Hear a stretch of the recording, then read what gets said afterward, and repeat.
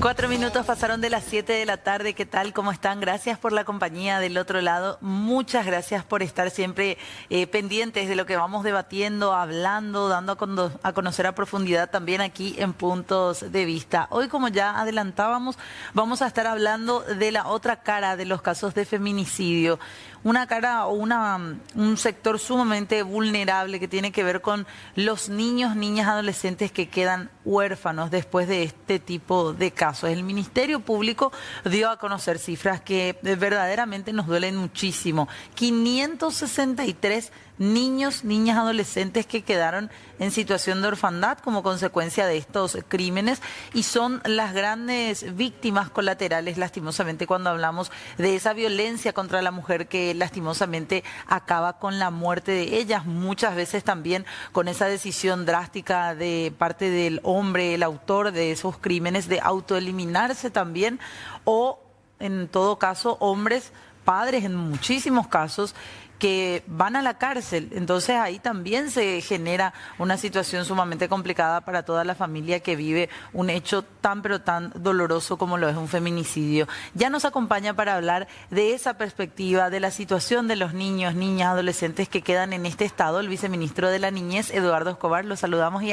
te agradecemos también, viceministro, por venir. ¿Cómo te va? Buenas tardes, Fernanda. Buenas tardes a toda la audiencia de C9N. Encantado de estar aquí nuevamente. Gracias, gracias. Esa es la cifra que tiene el Ministerio Público, 563 niños huérfanos. Sí, pero esa cifra yo quiero hacer una acotación, ¿verdad? Entre comillas, ¿verdad? Son cifras, creo que son desde el año 2010 a ver, te voy a decir bien porque hay casos, y sí, 10 años, desde el 2016. Sí, exactamente. Desde la vigencia de la ley. Pero ahí hay que hacer una decantación, ¿verdad? Sí. De cuántos siguen siendo menores de 18 hasta la fecha. Hasta ¿verdad? ahora, claro. ¿Por qué? Porque nosotros estamos ahora mismo en un proceso de reglamentación de la ley de subsidios. Y justamente uno de estos puntos que vamos a tocar también en este programa es fijar desde dónde entra a regir esa ley, ¿verdad? Desde su promulgación de 2024, desde entendiéndola incluso desde la tipificación del hecho punible de feminicidio, que fue en el año 2016, o incluso antes de eso.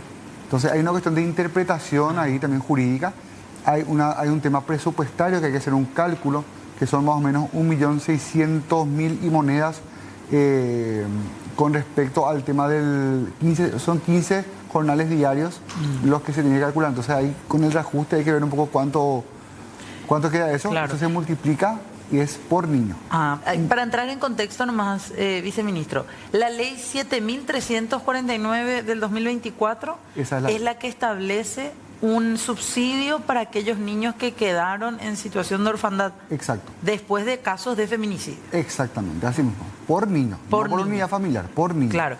Y el subsidio, como decía, son 15 jornales mínimos por niño. 15 jornales mínimos por niño. ¿Y ahora cómo se está haciendo eso que decías? Que es sumamente importante, ¿verdad? Porque hay que decir, 563 niños quedaron huérfanos en los últimos 10 años por casos de feminicidio, pero varios de ellos ahora ya son mayores de edad. Exacto, así mismo.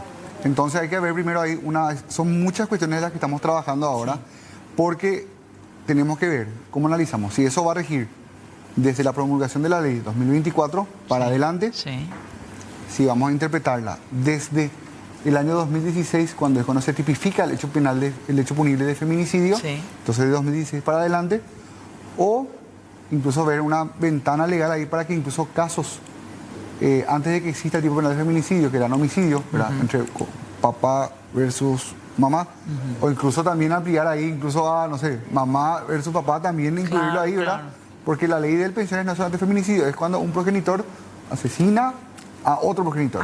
Claro. Hace énfasis con el tema del feminicidio, pero también eso. Entonces, son esas cuestiones las que también estamos interpretando y viendo de una manera no restrictiva, sino también amplificada para tratar de abarcar la mayor cantidad posible de niños que fueron afectados por este trágico hecho, ¿verdad? Porque es muy trágico, pero también medir el impacto presupuestario que eso también va a tener, porque también tiene que ser algo posible, factible y previsible, pues, sobre todo. ¿Y cuál es la fuente? ¿De dónde saldrían los recursos? Los recursos saldrían de los recursos del Tesoro, ¿verdad? Del Estado, ¿verdad? Sí. El Estado sería el que subsidiaría, pero tenemos que tener, y eso estamos haciendo un trabajo más fino ya ahora, de cuantificar el monto que nosotros necesitamos. Ya tenemos un monto, pero no me animo todavía a decir porque tenemos todavía, supera los 5.000 millones. Sí. O sea, es lo que más o menos se requiere, porque una vez que uno promulga el decreto, tiene que tener la certeza de abonar ese importe. Claro, totalmente. O sea, y aparte, lastimosamente, y eso también tenemos que hablar, ¿verdad? Nosotros necesitamos cambiar la cultura de nuestro país. Nosotros necesitamos trabajar desde la prevención. Estas son ya acciones reactivas, sí, acciones de atención integral, de restitución de derechos, pero nosotros necesitamos llegar antes y que esto no ocurra. Totalmente. Porque si no, cada vez vamos a necesitar más y más presupuesto para ir asistiendo a cada vez más niños, niñas, adolescentes, víctimas secundarias de feminicidio. Nosotros necesitamos que esto termine, se erradique, que la violencia contra la mujer se termine y que nosotros podamos ya invertir este dinero en otras cosas, en centros de atención a la primera infancia, sí, en apoyo familiar, en otras cuestiones y no en esto. Totalmente. Ahora, viéndolo, sacando esta cuestión de las pensiones para los niños, ¿cuál es el abordaje que se hace, viceministro, desde el ministerio? Cuando hay un caso de feminicidio, hay un contexto en el cual están niños de por medio, hijos quizás de esa misma pareja.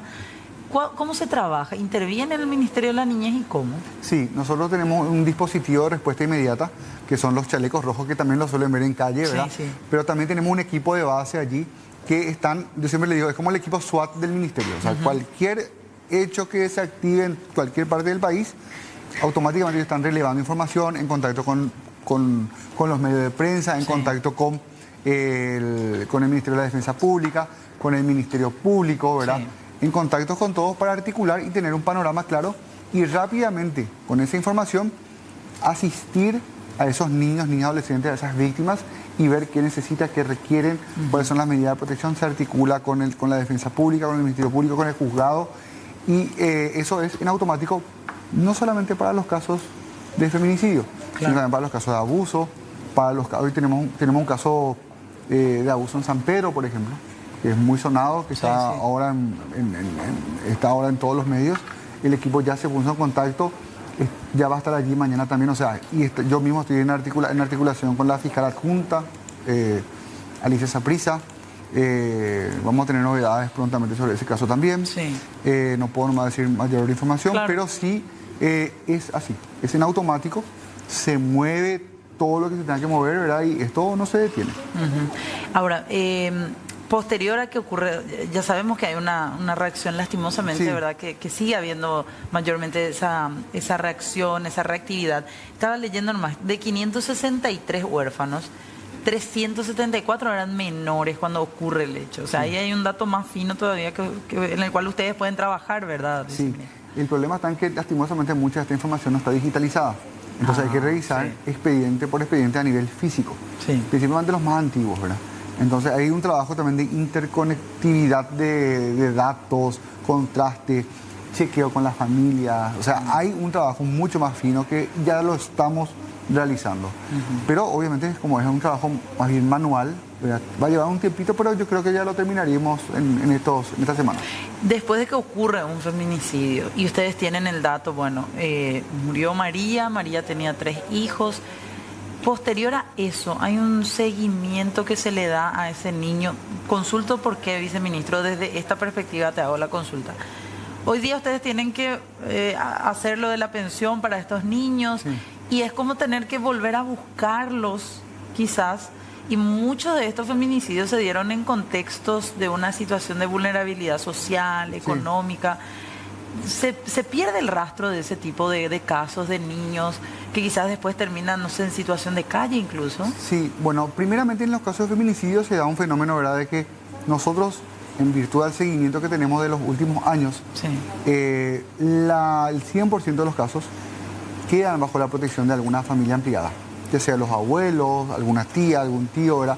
Pero casi no hay, o sea, no existe, no tenemos conocimiento, al menos nosotros, ¿verdad?, de todos los casos que damos seguimiento, de chicos que han quedado, no sé, y han tenido que ser remitidos a a una entidad de abrigo, a una familia acogedora, o hayan sido declarados en estado de adoptabilidad. No. Casi no. No hay luego, no hay luego, para empezar. O sea, eso ya es definitivo, ¿verdad? Tajante, somos tajantes con eso. Pero sí lo que pasa es que esa familia que recibe a ese chico o a esos niños en un proceso traumático se ve afectada socioeconómicamente. Porque te vienen 2 o 3 niños de una vez para tu cuidado, tenés que tener colchones, camas, roperos, ropa, comida, atención psicológica, educación, salud.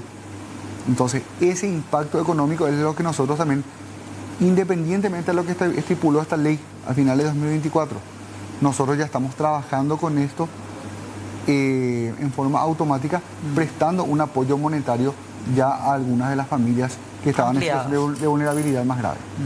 Pero se les pierde el dato en algunos casos, viceministro, o tienen forma de volver a encontrar a ese niño que quedó huérfano, por decirte, en el 2018, en el 2017, por ejemplo. De esos años sí es donde estamos haciendo el seguimiento, exactamente, así como dijiste. O sea, de los últimos años no, pero de los años 7, 8, 9 años antes sí. Ahí sí hay que retomar fuertemente los lazos, el contacto con la familia y ver un poco la actualidad de esos chicos. Claro, totalmente. Bueno, queremos también ampliar esta charla en esta tarde-noche, por eso ya la queremos saludar también a Raquel Iglesias Fleitas. Ella es psicóloga experta en violencia intrafamiliar. ¿Cómo le va? Gracias por venir. Gracias a usted por siempre considerar mi trabajo y tenerme en cuenta. Muchas gracias y saludo a toda la audiencia. Muchísimas gracias realmente. ¿Desde qué mirada hay que abordar hoy día? Nos asustábamos tanto cuando al inicio de este año, nada más los primeros días, ya teníamos hasta la semana pasada 6 casos de feminicidio. ¿Cuál es la mirada actualmente que se tiene que tener para, como decía acá el viceministro, ellos están actuando y nos están contando de esa reacción, ¿verdad? Pero en la prevención... Sí, yo realmente veo que hay muchísimo trabajo muy interesante que hace el Ministerio de la Niñez. Sinceramente he visto que estaban inaugurando algunos lugares para la recreación de los chicos, donde pueden estar con la madre. Me parece que realmente interesantísimo y maravilloso el trabajo que siempre voy siguiendo. Sinceramente yo creo que, probablemente...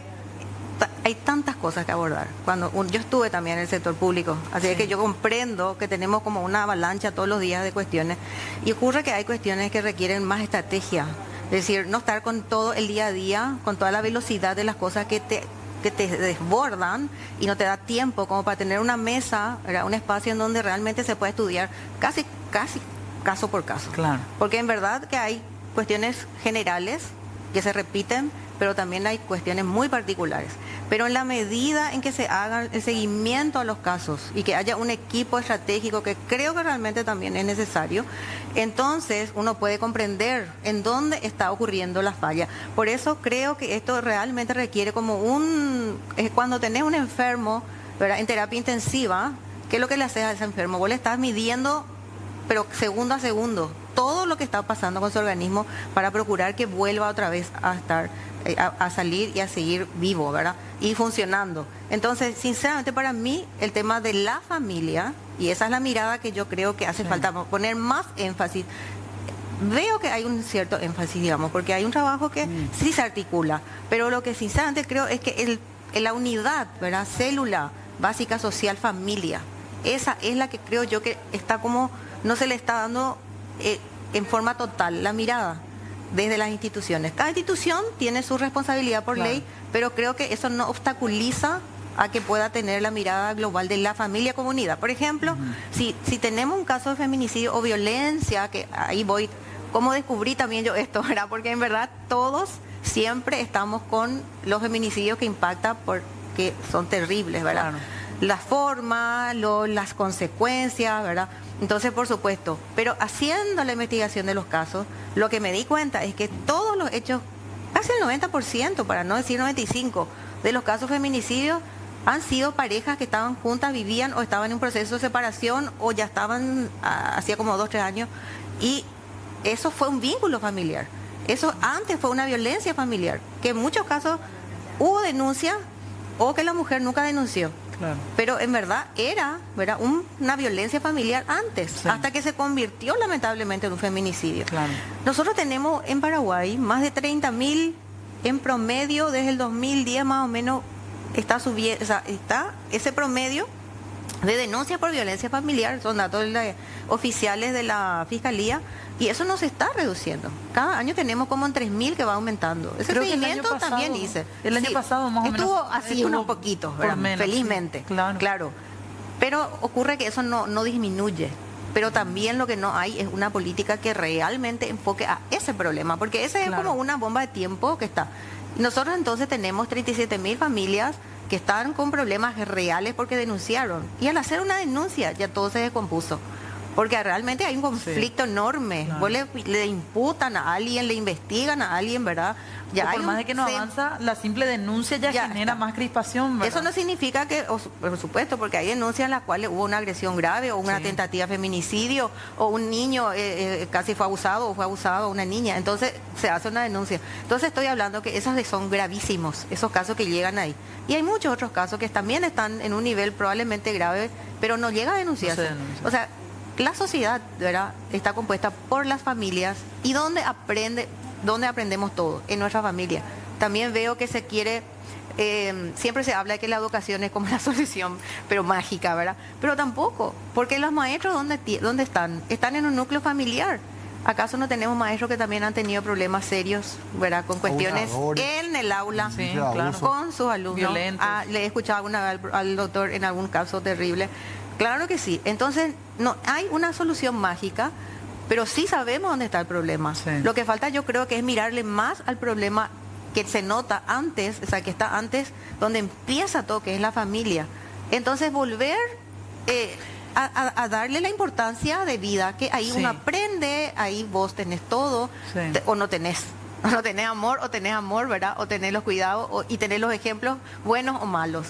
Ese es para mí el núcleo que realmente donde hay que trabajar en la prevención. Yo creo que se debe trabajar y se tiene que volver a hablar. Te voy a contar algo para después dar un poquito de tiempo otra vez para tus otras preguntas. Hace 2 o 3 días encontré en las redes que en Finlandia, que sabemos bien que es uno de los países en donde hay una... creo que todos quieren buscar, digamos, seguir a Finlandia en tema de educación. Estaban hablando de que quieren que se reduzcan las horas de trabajo, los días de trabajo, para que los padres puedan estar con los hijos, porque ven que hay un problema enorme en el aula, que evidentemente es porque las horas que se pasan en la familia, con la familia, dijeron, no con mamá, no con papá solo, no en la familia hay un problema, y dijeron, tenemos que buscar la forma en que la familia pueda pasar más horas. Entonces es un país tan digamos, avanzado en todo lo que es educación, en muchas otras cosas. Y si ahí están ya poniendo la mirada, quiere decir que no estamos tan lejos, ¿verdad?, del camino que estamos tratando de ver que sea una salida a esta situación. Pero también, doctora, usted es doctora en psicología, estaban leyendo. También hay un problema, creo yo, que cada vez va haciéndonos temer más, que es cuando vemos hechos de feminicidios en los últimos tiempos, son personas muy jóvenes, son personas que orillan los 25, 26, 27, 28 años. Porque incluso en algunos casos no conforman ese núcleo familiar todavía, o sea, no son parejas que viven juntos, son personas muy jóvenes o son relaciones ocasionales.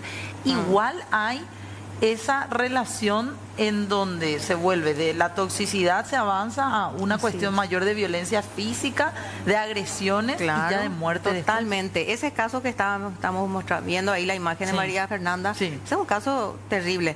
Ciertamente ellos eran jóvenes, no estaban conviviendo, pero tenían una relación entre ellos. Pero ¿y cómo se previenen en esos casos? Claro, pero ¿cuál familia tenían? Lo siento, pero tenemos que mencionar, porque fue tan público y ellos, el chico menor de edad, estaba bajo el resguardo de los padres, vivía con ellos. Ella también. ¿Acaso? Y ellos no buscaron ayuda en los padres. Ese caso yo seguí muy de cerca. Hasta dónde el desenlace y quiénes fueron imputados. Porque justamente tuve en consideración que ellos solos buscaron arreglar toda esta cosa terrible que para ellos realmente era, por supuesto, una cosa terrible, ¿verdad? Este joven y buscó ayuda en otra joven y ellos, los tres, ¿verdad?, y no buscaron ayuda en la familia. Ninguno de ellos, al menos parecía eso. Ahora, si hubo familiares que también hayan conocido y buscaron la solución equivocadísima, ¿verdad?, también es algo grave, porque quiere decir que los valores, ¿dónde están?, ¿verdad?, la integridad cuando hablo yo de que tenemos que volver a poner la mirada en la familia, justamente estoy hablando que simplemente qué es lo que estoy queriendo decir cuando hablo de la familia. Y el amor, el respeto, los valores, eso es lo que realmente vemos que no hay. Porque la gente no toma compromiso. Tiene una situación con alguien, tiene con otra. Este joven, de este caso María Fernanda, tuvo otra persona que también estaba esperando un bebé. Entonces ya no se tiene respeto a la vida, porque sacar la vida a alguien porque ella no soporta que le maltraten. No hay respeto a la vida, todo vale. Yo creo que vivimos eso realmente creo que es lo que hay, ¿verdad? Cuando hablas de las parejas jóvenes, no viven juntos, pero son novios, ¿verdad? Pero la familia que tuvieron, claro. ¿Entendés? Los modelos que tuvieron, los valores que le dieron. Sí. Y también no se puede dejar de lado, claro, el concepto que se tenga, que tenga el hombre y la mujer. Claro que no, ¿verdad? Que es un objeto, por eso tengo uno, tengo otro. Pero también las chicas hoy en día tienen mucha libertad y ellas también tienen ese pensamiento. Y cuando de repente ellas tienen ese pensamiento y ya le dicen, bueno, basta, no puedo seguir contigo. Y después tiene otra nueva relación, justamente que no está mal. Claro, y allí el hombre, porque no permite que ella también elija tener una nueva relación como a veces él ya tiene. Claro. Pero cuando ella decide tener una nueva, él la busca para matar. Claro. Volvemos a reencauzarnos. Realmente el tema feminicidios, violencia sí. Es muy, muy amplio, pero quiero volver a reencauzarnos más también, doctora, sí. Con tu presencia, lo que tiene que ver con esto, lo que estábamos hablando ya también. Niños, niñas que quedan huérfanos, y ahí volvemos a la raíz que usted nos decía, la familia. Cómo trabajar con esos niños, no solo para prevenir los hechos que pueden terminar en este desenlace tan doloroso como es la muerte, sino también en el después. ¿Cómo se trabaja con esos niños que han sido incluso testigos sí. de la muerte de su madre, por ejemplo? Es un mundo, ¿verdad?, de trabajo con toda seguridad. Porque que un chico menor, ¿verdad? A veces hay niñitos de 5, de 7, de 9, que inclusive ellos fueron agredidos por ese hombre. Hace unos días teníamos el caso de San Lorenzo. Así fue, él fue a buscar auxilio y él también estaba herido por su propio padre, su papá biológico. Claro. Entonces, yo sinceramente creo que en verdad hay muchísimos casos. Estamos hablando de los casos que ya terminaron en esto, pero hablando, las instituciones también están desbordadas, porque reciben los otros que no salen a la luz. La denuncia, ¿verdad? Otros que no salen a la luz como esto. Sí. O sea, en verdad hay demasiado. Yo creo mucho en el trabajo, sinceramente, integral, ¿verdad? De todos, no solamente las instituciones públicas, porque eso es un error también. Sí, creo con toda sinceridad. Conste que yo estuve adentro, pero también mirando afuera, y puedo decir, nosotros equivocadamente creemos que hay cosas que como que mágicamente las instituciones tienen que resolver, porque hay leyes, pero ocurre que las leyes no resuelven los problemas. Ese ya es el último nivel que no debemos querer llegar.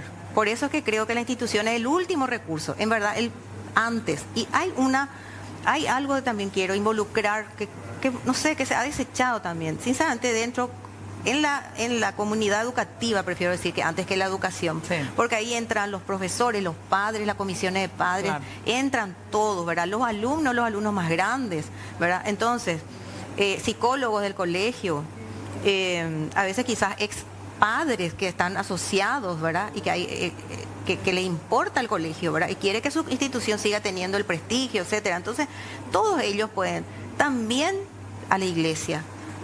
Y eso de repente dejamos como algo así, no sé, que no queremos hablar, ¿verdad?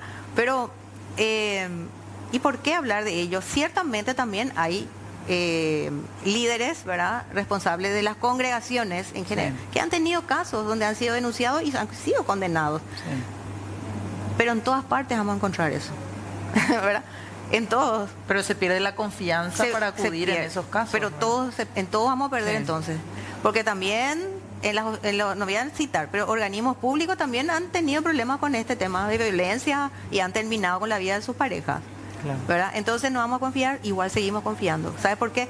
Porque no podemos globalizar, no podemos generalizar. O sea, no todos, así como no todos los hombres son violentos, hay algunos hombres violentos. ¿Entendés? No todos son los violentos. Hay muchos hombres que ya no viven juntos, dicen ya no queremos vivir, ya no podemos vivir juntos, termina la relación, siguen súper bien y le cuidan súper bien a sus hijos. Con la pareja que ya no es su pareja, Sí. tiene otra familia, ella también, y bueno, llevan adelante una vida, ¿verdad?, respetuosa. Por eso es que no todos los hombres son. Lastimosamente hay muchos que son, Sí. ¿verdad? Muchos, y muy violentos, y hasta este punto de quitarle la vida. Y después, creo que sí es importante el tema de la iglesia. ¿Sabe por qué? Porque es un freno moral. Porque nosotros no podemos negar que somos un país cristiano. O sea, somos, ¿verdad? La gente tiene como una inclinación, ¿verdad?, a buscar algo. Y el ser humano, en verdad te digo, algo espiritual siempre busca. No importa cómo se llame esa herramienta espiritual que busca. Pero de verdad te digo, y eso está demostrado, inclusive en las universidades más prestigiosas hablan de espiritualidad. Sí. Son recursos, herramientas, ¿verdad?, que también le ayuda al ser humano, Totalmente. ¿entendés? En su vida personal, en su relación, en la convivencia, y a veces en los momentos más críticos de la vida. Lo último que te viene a la mente es eso. Creo nomás que toda la sociedad debe trabajar junta, ¿entendés? Sinceramente. Tengo una consulta para ambos también. ¿Cómo se trabaja con los niños que han sido víctimas colaterales? Usted ha usado otra palabra. Víctimas secundarias o Víctimas colaterales. secundarias, sí. De estos casos, para que ellos, una vez lleguen a la vida adulta, o no repitan patrones violentos, Claro. o que no vuelvan a ser víctimas también, normalizando lo que les ocurrió en el pasado a sus padres. Sí, eso trabajamos con el sistema de salud a través de una atención psicológica y psiquiátrica, ¿verdad? Importantísimo eso es fundamental, porque ese es el primer paso para la restitución de derechos. ¿Qué implica la restitución de derechos? Implica, dentro de lo que es proseguir la educación, tener acceso a la salud, tener acceso a la identidad, tener acceso a la recreación, implica también superar ese trauma, o por lo menos, si no se puede superar, convivir con él, con ese trauma en forma sana, ¿verdad? Porque es un trauma que se lleva muchas veces hasta de por vida. Por eso. Entonces, en este último caso, por ejemplo, hubo un chiquito que hasta él le agredió a la persona que se suicidó, él le agredió porque después se hizo la autopsia del feminicida y tenía él heridas post-mortem. Claro, sí. ¿Verdad? O sea, uno se ve, entonces, son hechos muy desgarradores, muy trágicos, que tienen que tener toda la artillería estatal y toda la artillería en todos los ámbitos, ¿verdad? Y eso articulamos con salud pública. Y agrego algo más. Muchos casos quizás no repitan esos patrones, pero también hay un temor de que ese niño, esa niña nunca pueda ser o nunca pueda desenvolverse socialmente como uno desearía, ¿verdad? Y esos son ya, acá la doctora te va a decir, son los riesgos ya del tratamiento, depende de las reacciones, cómo la persona se somete a ese tratamiento, ¿verdad?, ya a lo largo de los años. Pero lo que nosotros no podemos hacer es privarle de esa posibilidad, Claro, de que tenga acceso a ese servicio de salud. Y la atención psicológica es gratuita. Sí, se articula con el sistema de salud, ¿verdad?, público, pero también en los casos en que nosotros estamos apoyando económicamente, también permitimos que a través de ese apoyo económico se contrate seguro médico privado. Entonces ahí se accede a eso, porque, no sé, por ejemplo, en una localidad lejana hay un psicólogo privado, pero no hay un psicólogo público. Entonces, ver eso para canalizar también a través del sistema privado. ¿Y el Ministerio de la Niñez tiene atención psicológica propia? Nosotros tenemos un equipo técnico conformado por trabajadores sociales, psicólogos, abogados, ¿verdad? Sí. Pero nosotros el tratamiento de psicología, Psicoterapia. de la psicoterapia no lo realizamos. Ah, ok. Eso lo hace porque eso tiene que ser descentralizado. Sí. Nosotros tenemos nuestro equipo mayormente centralizado en Asunción. Tenemos el equipo técnico más limitado, como para las operaciones logísticas, como para las cuestiones más puntuales, ¿verdad? Pero para esa cuestión del seguimiento, para esta cuestión ya de largo plazo, eso ya lo trabajamos con el sistema de salud. Ok. Doctora, ¿cómo se trabaja para no repetir esos patrones en los niños que quedaron? Y yo creo lo que dice, claramente eso hay que hacer un diagnóstico que es fundamental para saber cómo está esa criatura, y después hay que también cuidar a dónde le van a llevar. Porque la verdad que cuando hice también el seguimiento a todas las formas de violencia, a todas las denuncias, hay muchos niños que están en una situación de guarda y que otra vez tuvieron situación de denuncia en la familia donde estaban en guarda. Claro. Entonces, eso yo creo que, ay, Dios mío, no quiero ni imaginarme lo que es que vos te vas porque tuviste una situación traumática de cualquier tipo y de vuelta y eso a veces quiere pasar, porque es como alguien vulnerable, pues. Sí. Entonces, de vuelta, yo creo que hay que ver muchísimo, que sea una familia que realmente esté bien consolidada, donde le van a amar y hacer un seguimiento. El colegio donde le van a llevar tiene que estar enterado de la situación. Ocurre que eso también pasa. A veces, bueno, es un nene que tiene problemas, ¿verdad? Entonces, un chico que tiene problemas y ya lo están, le anotan, a veces ya está por expulsarle, claro. pero ahí, No por se eso, trabaja en el problema. por eso es el trabajo ese es el integral. punto, doctora, que Sí. tocaste. Era, Sí. cuando me dijiste vos, el equipo técnico del ministerio, ¿qué hace? Bueno, nosotros fungimos de articuladores. Justamente sobre esos casos que están en territorio, hacemos los enlaces de verificación, seguimiento, acompañamiento Eso a es la familia. clarísimo. Y ahí está un psicólogo, un trabajador social que son dupla, ¿verdad? Entonces hacen el seguimiento, la articulación con la familia, se van a la escuela, hablan con la directora. Ese es el trabajo más fino, ¿verdad? Sí. Sí. Está pasando esto, aquello, tenemos esto. Falta alimentación en el hogar donde se van.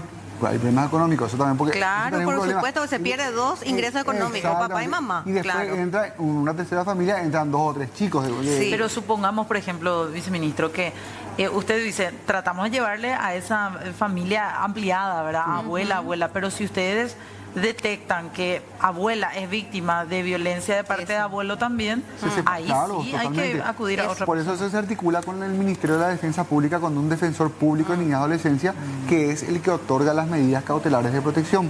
Entonces ahí eso va supeditado también a lo que se establezca el juzgado de niñez y adolescencia. O sea, hay muchos Claro, hay muchos organismos que están mirando, ¿verdad? Pero también nosotros aprendimos con la práctica de que se necesita. O sea, el Ministerio de la Niñez cumple un rol muy importante de ser como el articulador de todo y que están con una mirada también muy cercana. Y ese rol lo estamos cumpliendo, lo estamos buscando. Eso está muy bien. Pero y también ahí yo te hago una pregunta. Yo sí que te quiero hacer una pregunta, doctora, ¿verdad? Estamos hablando mucho con el ministro Walter Gutiérrez, el ministro de la Niñez, ¿verdad? Somos abogados nosotros y también tenemos el equipo técnico, pero una cuestión es que estamos hablando de la inteligencia emocional para los chicos, Claro. ¿verdad? Y de cómo también podemos cambiar, porque es cierto, estamos trabajando con los chicos, ¿verdad? Estamos trabajando con el Ministerio de Educación, estamos trabajando con el Ministerio de la Mujer, con la ministra Alicia Pomata, estamos trabajando con los viejos sin violencia, ¿verdad? Pero ¿cómo le cambiamos el chip a esos adultos que ya crecieron así y ya tienen Y eso esas que hablabas, cuestiones? esa herramienta, por eso yo creo mucho, y ahí voy a rebobinar la pregunta que me decías vos, ¿verdad? Porque que le decías a él, estábamos trabajando todo esto que estamos hablando, que lo que él hablaba, que es súper importante y que veo que está realmente es tremendo, pero hace falta hacer todo esto, pero todo es post, ¿verdad? Ya Claro. es después, no el antes. Eso que vos estás hablando, yo creo que es fundamental trabajar con los varones que están en una situación de denuncia, ¿verdad? Uno. Entonces trabajar con ellos para que no lleguen al nivel justamente de que tengan que perder su trabajo o llegar a lo Manejar su peor. emoción, Eso es ya. uno, claro, porque acá realmente es habilidades emocionales, de convivencia, de conflictos, de manejo de conflictos. Eso pero antes de eso, por eso quiero hacer énfasis en el antes ahora. Sí. Porque de vuelta nos atrapa la situación que ya está. Pero en el antes no pensamos. Todo esto, ¿verdad? Yo creo que hay que hacer un trabajo gigante, así como se hace tanto esfuerzo para tener los presupuestos y tener nuevos locales o nuevos proyectos de ley que llevan horas de trabajo, años y mucha gente y mucho dinero muchas veces y lograr una nueva ley para estos temas. Pero ese mismo esfuerzo yo creo que hace falta hacer para la prevención, para trabajar con decir basta, vamos a tener una sociedad en donde haya otra vez respeto, donde voy a lo mismo. Claro. Por eso que yo creo que eso es lo que falta. Las campañas tienen que ser para que Prevenir. no lleguemos a esto, que tengamos familias donde se respetan. A mí, Claro. se me ocurre, no sé si estoy pensando algún disparate, ¿verdad? Perdona a la audiencia, ¿verdad?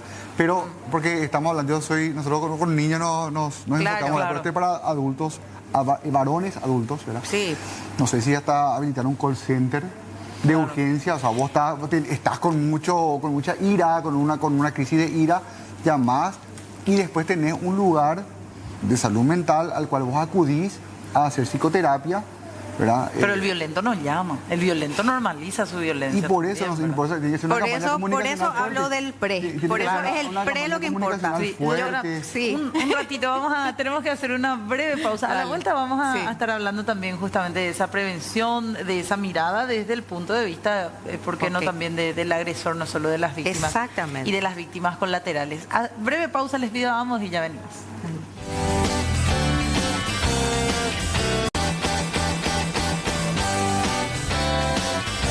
19:44, continuamos en este último tramo del programa. Queremos seguir hablando un poco y abordar también esa situación de la prevención, cómo evitar llegar a hechos de violencia que terminan en feminicidios o en homicidios dentro del contexto familiar, con niños que quedan en muchos casos huérfanos o, por un lado, pierden a mamá, pero papá va a la cárcel también y se genera un problema enorme, no solamente familiar, social también.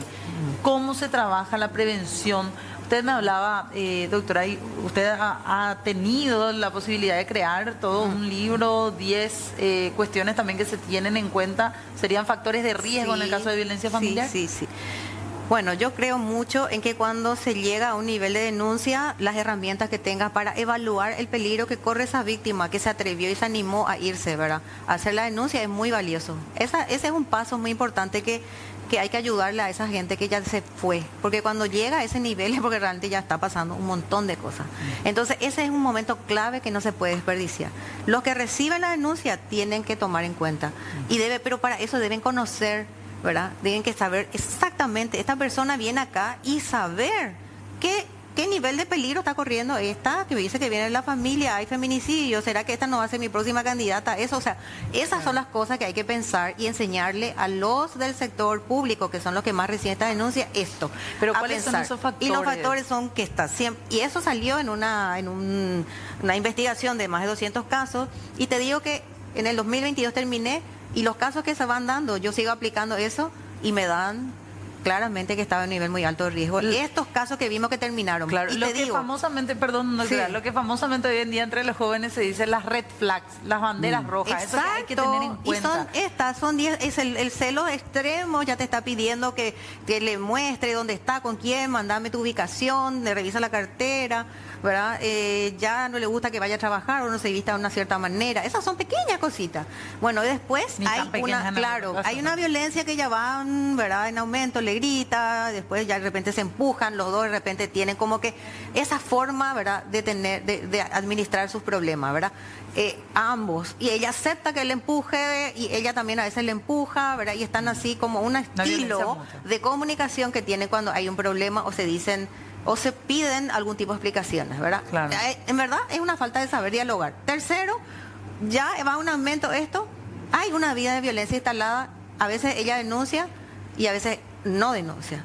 Después se pasa a otra cuestión, va creciendo esto y de repente, a ver, este hombre tiene antecedentes, ya era lo así con otras, Claro. ¿verdad? Y entonces tiene antecedentes, y a ver, parece que no es, ¿verdad?, posible, pero cuando hay un antecedente también de otros delitos es muy peligroso. Cuando hay usuario de sustancias de cualquier tipo, hasta del alcohol, Sí. abusando de ello, y ahí vamos a los jóvenes. Esos jóvenes que hemos visto últimamente, casi todos eran usuarios de sustancias y no permitidas sobre todo. ¿Entiendes? Entonces, estas son disparadores. No es la causa por la cual ellos están, sino que son, si ya viven así, ¿verdad? No saben administrar sus conflictos, no saben dialogar en el problema y encima hay un disparador de la violencia que alguien ya tiene, que es el abuso de sustancias de cualquier tipo. Esa persona pierde todos sus frenos, ¿verdad? Y entonces está totalmente desinhibido y esa ira, ¿verdad? Porque tiene ira y enojo en un momento de conflicto, obviamente se va a desatar y se puede llegar a desatar la peor forma, más cuando hay un aumento ya creciente y esos factores están ahí. Luego, imagínate que a veces hay casos que tienen hasta homicidios antecedentes y vive con una persona y vive en una vida de violencia. Por otro lado, ya la amenaza o es desafiante de la ley, ¿en qué sentido? De la norma. Y tiene una orden de exclusión, ella ya le denunció, tiene una orden de exclusión o una orden de alejamiento y él no acepta. Y le busca por todas partes, le manda mensajes o le busca en la casa, en el camino del trabajo esa otra bandera roja, gravísima y muy peligrosa, Claro. y luego ponerle que ella la amenaza si no vuelven juntos, o si ella vaya a denunciarle, o le va a dejar, le habla bien, le dice, sabe que yo no quiero vivir más así, y él le dice, bueno, vos te vas y ya sabes lo que te espera. O esa ¿Verdad? situación Amenaza. pasivo-agresiva también. Claro, ¿verdad? y por Primero, último, si el hombre además es alguien que porta armas, usa armas, suele tener armas, o su trabajo es de eso, y él tiene una característica de ser un hombre violento, que esta persona va a saber, ¿sabes qué? Obviamente, la persona que se va a denunciar es la que siente su miedo, el peligro, y por eso va a denunciar. Y por último, este trabajo de investigación, ¿verdad? Y este cuestionario del riesgo de vida de la mujer, ¿quién mejor que una misma evaluarse? ¿Quién mejor que vos misma saber en qué nivel de riesgo estás? Y pensando bien, esto, cuando ya estás viviendo una situación así. Y este trabajo, lo que queremos lograr, y estamos ahí, y yo estoy segura que se va a lograr, pasar a un nivel de digital, digamos, o sea, que se convierta en una, ya hay una conversación muy avanzada y creo que se está logrando. No quiero nomás decir antes, Claro, pero sí, ¿verdad? Está todo y se va a convertir en una app que le va a ayudar a todos a tener en su celular y va a poder mirar. Autoevaluarse. Y una cosa muy importante, doctor, que es lo más importante, porque esto queremos que sea una ayuda para todos. Sí. Va a poder la propia persona hacer su grupo de ayuda. Claro. Por eso digo, no vamos a tirarle ya más todo al sector público, sino que esta persona va a poder construir su equipo de La ayuda, comunidad. su comunidad de ayuda, su amiga allí o su mamá, lo que sea, que cuando tenga un problema grave, ¿verdad? Ella va a poder activar a esa comunidad de amistades y esa comunidad le va a poder ayudar muy prontamente. O sea, estamos tratando de centralizar y no pensar solamente en el sector público, aunque finalmente el sector público es el que tiene toda la fuerza legal para trabajar y actuar sobre un hombre que está llegando a esos niveles. Así es. Así, eso es. Queremos ir cerrando un poquito también. Viceministro, para cerrar, ¿qué hago yo si sé bien que hace unos años hay un niño que quedó huérfano como víctima de este tipo de casos y ahora mismo está volviendo a necesitar la ayuda del Ministerio de la Niñez? ¿Dónde llamo? ¿Qué hago como sociedad también? Sí, pueden llamar, ¿verdad? En el caso de que sepan, conozcan alguna situación de algún niño que se encuentre en situación de vulnerabilidad, que pasó por una situación o sea, que pasó por una situación de ser víctima secundaria de feminicidio, pueden llamar al 147-147, servicio Fono Ayuda del Ministerio de la Niñez y la Adolescencia. Es un servicio gratuito, es un servicio las 24 horas del día, 147, y allí reportar la situación y el equipo técnico ya va a relevar la info y ya vamos a ponernos en contacto con esa familia. Bueno, viceministro, muchísimas gracias por venir. Le agradecemos de verdad. La orden. Gracias también, doctora, por sus Ustedes. conocimientos, por venir. Gracias a vos y gracias a la audiencia. Y bueno, todos creo que queremos, ¿verdad? Realmente una sociedad más armónica. Totalmente. Gracias. Gracias. Tenemos que hacer una breve pausa y ya venimos para el último tramo del programa.